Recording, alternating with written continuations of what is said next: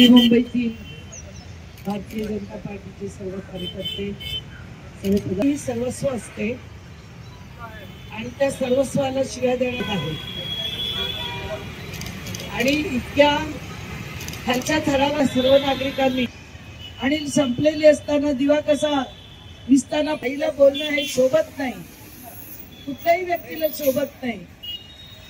आई ममतेने 9 महिने पोटात वाढवते, बाळ पडलं तर उदे अशी आईला आणि त्यामुळे देशाचे प्रति बोलणाऱ्या या काँग्रेसचा आज आम्ही सर्व कार्यकर्ता मिळून जाहीर निषेध आणि धिक्कार करत आहोत।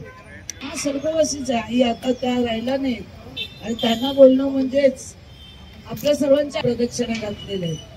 त्याच्यामुळे आम्ही सर्वजण आज कार्यकर्ते मिळून जाहीर निषेध करत आहोत। भारत माता की वंदे वंदे। धन्यवाद ताई, आपण या ठिकाणी मार्गदर्शन या ठिकाणी केलेल्या काही सूचना आपले अभिजित पेडणेकर या ठिकाणी आपल्याला देतील।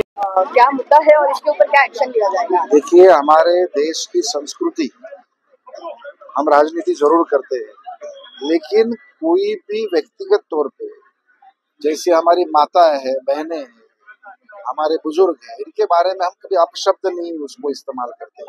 लेकिन भारतीय जनता पार्टी का ये कभी भी आज तक रहा नहीं है होना कि वो गलत शब्द का प्रयोग किया नहीं।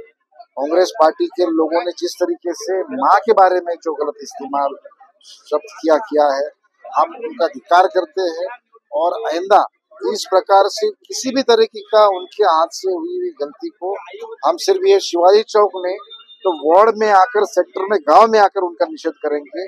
मुझे लगता है इससे वो सबक सीखेंगे और आइंदा इस तरीके का कोई भी गलत शब्द का प्रयोग वो नहीं करेंगे।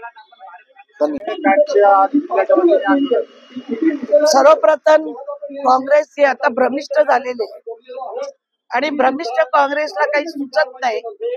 त्याच्यामुळे या देशाचे पंतप्रधान आदरणीय नरेंद्रभाई मोदीजी यांच्या आईला बोलणं म्हणजे देशाच्या आईला बोलणं आणि सगळ्यांच्या आईला बोलणं आणि म्हणून काँग्रेसचा पहिला आम्ही धिक्कार आणि निषेध करत आहोत आणि काँग्रेसनी याच्या पुढे सुधारावं आणि चांगल्या पद्धतीने देशाला संबोधित करावं असं लोकांच्या आई बहिणींना बोलून कोणी मोठा होत नसतो हे काँग्रेसने लक्षात ठेवावं आणि म्हणून आज भारतीय जनता पार्टीने नवी मुंबई जिल्ह्याच्या वतीने हे आंदोलन केलेलं आणि करत राहणार आहे।